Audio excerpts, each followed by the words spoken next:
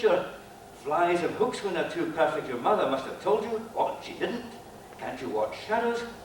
I think you're as greedy as we are. Even when you see the line, you snatch the lure, as if a gulp could render the impending less terrible, or fortify the present with food that chokes on air. Keep smoking, will you? Turn that squashed eye away. I need my wages. Who is on the rack at after the buoy?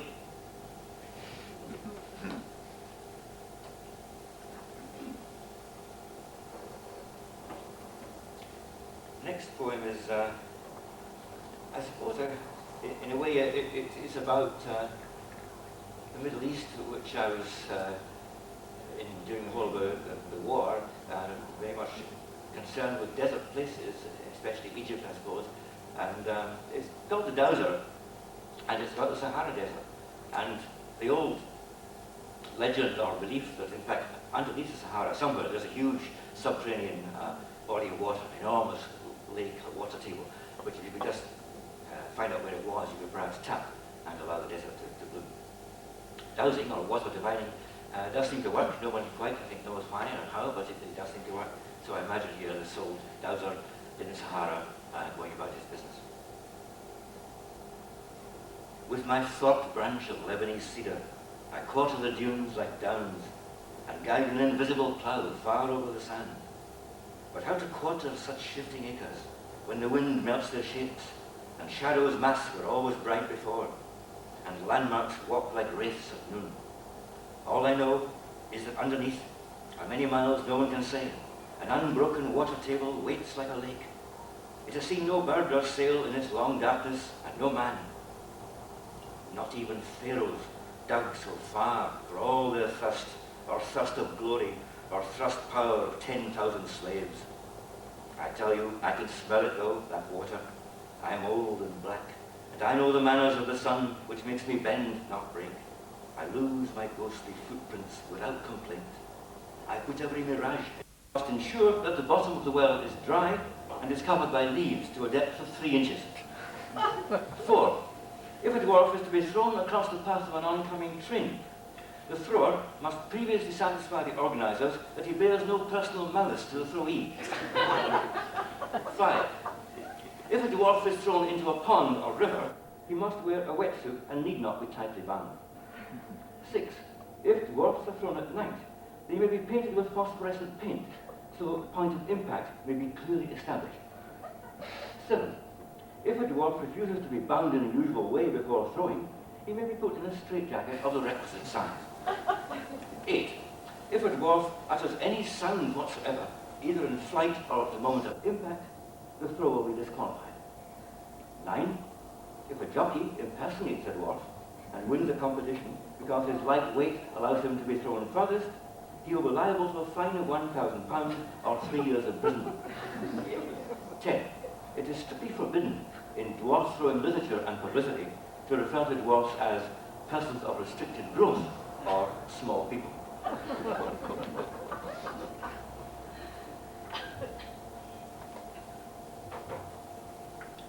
I'll read some poems from a sequence called Sonnets from Scotland. This was a long sequence of poems all about Scotland, going right back into prehistoric times and coming forward into the present, and one or two in the future, kind of science fiction ideas at the end. The whole sequence is meant to be like a kind of record of Scotland over these thousands of years by visitors from some other part of the universe who are not defined. I don't say who they are, where they come from, but you're meant to imagine them visiting the Earth and visiting Scotland at different times. They come down and look at the place, so each sonnet is just like one moment of their record, if you like. And sometimes they just simply describe something, but at other times they give their reactions to it, and they leave at the end that they're strangely drawn into the history of this place, because they have been completely objective about them when they came to begin with. I just wanted to read from, first of all, from the early part of it. I'll read one of the earlier ones, which is called Post-Glacial. That's the time when just at the end of the last ice age, when the glaciers were retreating finally, so life in the northern parts of Europe, human life, became more feasible, more practical. The glaciers melt slowly in the sun, The ice groans as it shrinks back to the pole. Loud splits and cracks send shudders through the shoal of herrings struggling northward. But they run steadily on into the unknown roads, and the whole stream of life runs with them. Brown islands hump up in the white of land. Down in the valleys, a fresh, drained greenness loads fields like a world first seen. And when mild rains drive back the blizzards, a new world it is, of grain that thrusts its frenzied spikes, and trees whose roots race under the stamped-out remains of nomad Grampian fires. Immensities are mine, not ice, as the bright straths unfreeze. One about Pontius Pilate. It's called Pilate at Fortingall, and it's the old legend that Pontius Pilate was born in Scotland, at Fortingall, Russia. Possible, quite possible. I imagine him in this boy in his old age coming back to his native place if he was born in Scotland. No one knows what happened to him eventually. He was supposed to go back to Western Europe, possibly to Italy. But if he did come from Scotland, he may very well ended his days as I was travelling here in Portugal. The one in the first line, referring to Aramaic, really is just the idea that when he was on duty in Palestine, he would no doubt learn something of the local language, Aramaic, and so his Latin would have become infiltrated, if you like, by some Aramaic words. A Latin, harsh with Aramaicisms, poured from his lips incessantly. It made no sense, for surely he was mad. The blade of birches shamed his rags. In paroxysms he stumbled, togered, furred, bleared, brittled, grey. They told us he sat here beneath the yew, even in downpours, ate dog scraps. Crows flew from prehistoric stone to stone all day. See him now. Crawled to the cattle trough at dusk, jumbled the water till it sloshed and spilled into the hoof mush in blue strands, slapped with useless despair each sodden cuff, and washed his hands, and watched his hands, and washed his hands, and watched his hands, and washed his hands. Moving on rapidly to one about the poet Gerard Manley Hopkins, who is called G.M. Hopkins in Glasgow, and Hopkins was sent to a number of different places. He was in Wales, he was in Ireland, he was in Liverpool, but he was also sent to Glasgow for a short period. After Liverpool, I think his superiors wanted him, he was a Jesuit priest, I'm sure you know, I think his superiors wanted him to get a great range of experience, including the experience of in the industrial late 19th century, if you like, at its worst in Liverpool and Glasgow. And he, in a way, he hated both places because he saw how awful the living conditions were. He said in his letters he preferred Glasgow to Liverpool, he found better with the people, but he wasn't there very long, he just enough to get the kind of flavour of it, but it obviously made a big impact on him. There's a reference in this sonnet to his being a red at Camden La, and in one of his letters it's very interesting that he does describe himself. He's thinking about the living conditions of those who are caught up in the backwater of the Industrial Revolution. They haven't got very much to look forward to in the grand Victorian age, and he says he himself has become a kind of communist, much to the great dismay, no doubt the dismay of his superiors too. Earnestly nervous, yet forthright, melted by bulk and warmth and unimposed rough grace, he lit a ready fuse from face to face of Irish Glasgow. Dark, tough, tight-belted, drunken, fenian, poor ex-Ulsterman, crouched round a brazier like a burning bush, and lurched into his soul with such a push that British angels blanched in mid-amen to see their soldier stumble like a red. Industry's pauperism singed his creed. He blessed them, frowned, beat on his hands. The load of coal-black darkness clattering on his head, half crushed, half fed the bluely burning need that trudged him back along North Woodside Road, which is very extent.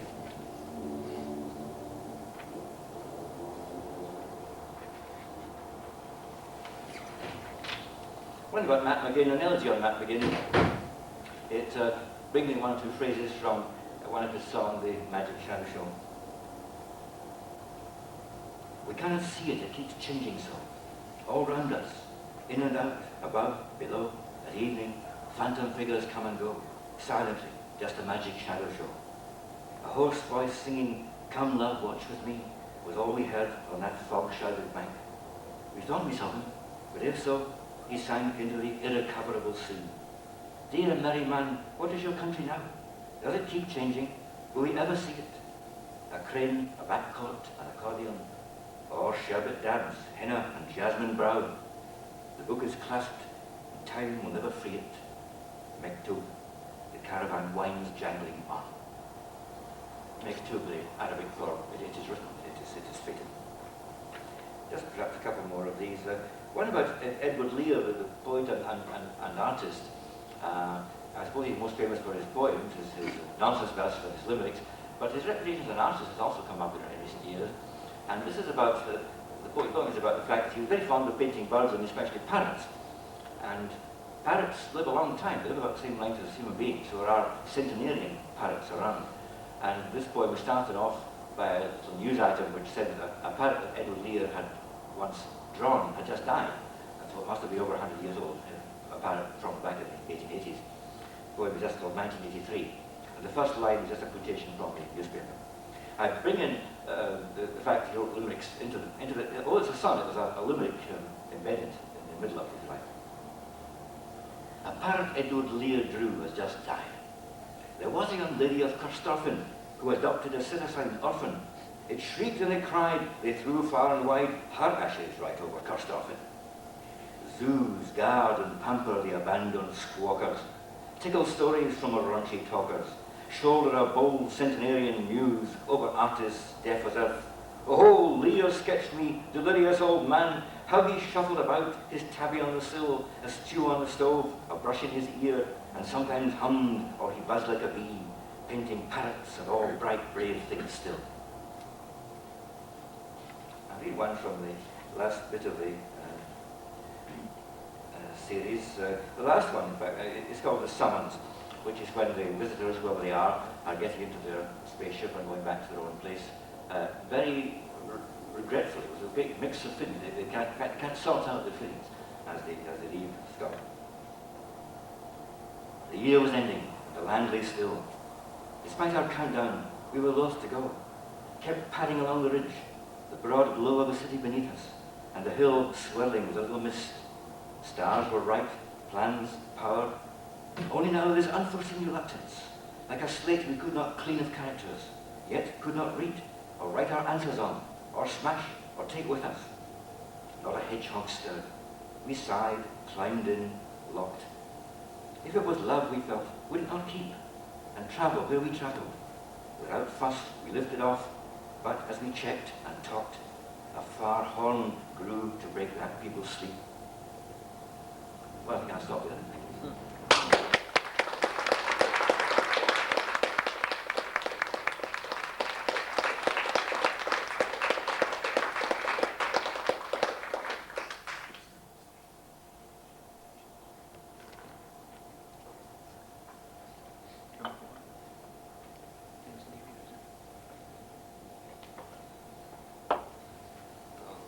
Thank Edward Morgan for myself very much. I'm sure you all enjoyed that.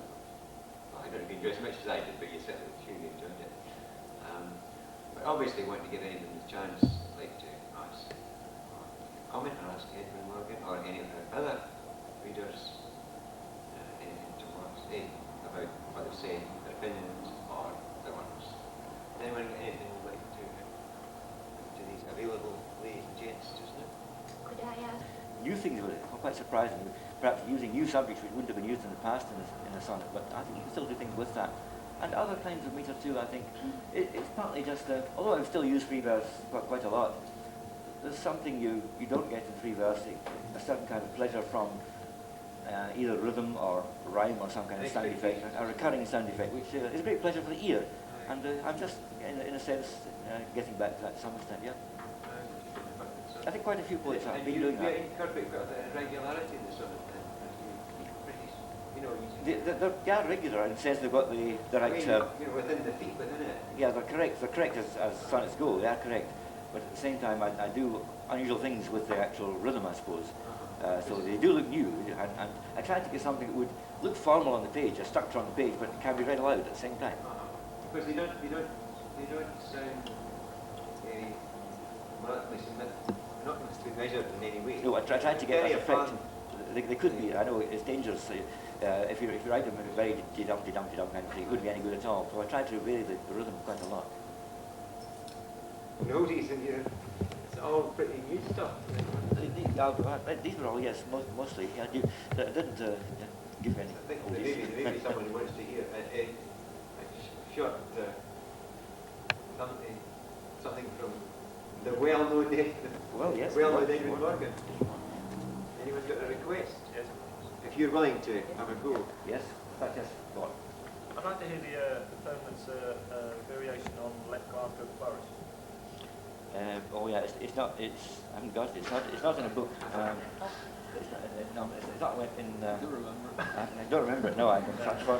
Sorry, I haven't got that one here. No. It's in Noise and Smoky Breath, that's an anthology, but it's not one of my own books yet. Sorry. That's a pity. Have you got the one I was starting to quote, possibly wrongly, about the one that's got Let the Bear See the Boyar, one of the theatre poems? Oh yeah, that also is not. Well, I've got it's in the big book. I've got a copy here. Have you got it there? It's a new divine, isn't it? No, yes it is. I think it is. Well, would you mind? Yeah, I like these pieces. Right. Well, I noticed. You noticed, oh, you're... I've read it. Any of the theatre poems, I think are very in there. Maybe you give us a couple because they're so different in form and. Right, yes. It has something of a sound effects, like the one about like Glasgow Flourish, called the drum. Taking the drum just as one of the most ancient accompaniments, if you like, of theatre, when some play would be performed maybe in the open air, perhaps in medieval times, and people would be gathered together by the beating of a drum. And also the drum being used in theatre quite often to produce special effects. So the drum itself is speaking. I call you to the celebration. You know me, rivers of adrenaline. I course, I call, I race, I stud the bloodstream on measured rocks, I shock, I shake the seats of silver, bring out red, red, red, red. My oyas is to draw a brick red velvet tractor through your cheeks. I get it all to begin, the processions, incursions, the night beneath a clouded moon, the crowded or the solemn dance, the parliaments, beheadings, the dead march that lets the curtain fall. I call, and you're Neanderthal. Oh, what a train of dragons it is to be at your bowels as I begin to throb and stun your drum. Rumbundarongong dumbo rumba rum, the drum. Rumbundarongong dumbo rumba rum, rumbundarongong dumba rum, rumbundarongong ba rum, rumbundarong ba rum, rumbun ba rum, rum ba rum, rum ba rum, rum ba rum. Chorus, not the high-stepping chorus. Although they actually did. People forget that the Greek chorus was, it did dance in fact. We have been pacing the precincts. We are worried in unison. We wonder what the hero is doing. We never understood heroes. We do not entirely believe the messenger. The hero's mother seems perturbed. On the other hand, the king is silent. What is obscure is seldom clear. We were not born in this country. Who is that coming towards us? Is it a man? Is it a woman? It is the oracle. Once the oracle has spoken, we shall be more doubtful. In our country, there are no oracles. We are sorry today for ourselves, but it is not for us to complain. The king, we may say, is irascible. Already perhaps we have said too much. To say too much is always too often. Here we are at the foot of the steps. Let us all be silent in unison and hear what the oracle has to tell us. The oracle says, when winter comes, the autumn is over. Are we comforted? We do not know if we like winter. We wonder what the gods are doing. We never understood gods. And the one that Tom referred to, the Skamoroch. The Skamorochi were wandering players in medieval Russia. They had a hard time of it. They were regarded, a bit like the Elizabethan players, I suppose, just before Shakespeare's time. They were regarded as rogues and vagabonds, and they were always on the move from place to place, sometimes being protected by a nobleman, sometimes being taken up by the law and imprisoned or given the lash. But they were very important because they were the commentators of the time. Before newspapers, they commented on what was happening. They were very satirical, very open in their comments on perhaps the the Tsar and the royal court, which is, of course, why they were always on the run. I use the word bagar in the kind of each stanza was rhymed with a refrain line. I use the word bagar meaning nobleman, as the kind of opposite, if you like, of the Skamroch. Skamrochi, the ice is breaking. It's time for us to take the road. For now the blood is shaking. Too hard and long it's snowed. It's time to wander near and far and let the bear see the bagar. Pack the flutes and psalteries. Roll the cymbals in your cap. Silver drips from trees. Gold rises with the sap. We'll knock on their gates with the evening star and let the bear see the bagar. On with the goatskin, up with the horn, up with the censors are lovely men. Rich and poor are born, not made, yes, yes, amen. We'll find out where the true fools are and let the bear see the bagar. Dance, goat, dance, bear, dance, Skamroch.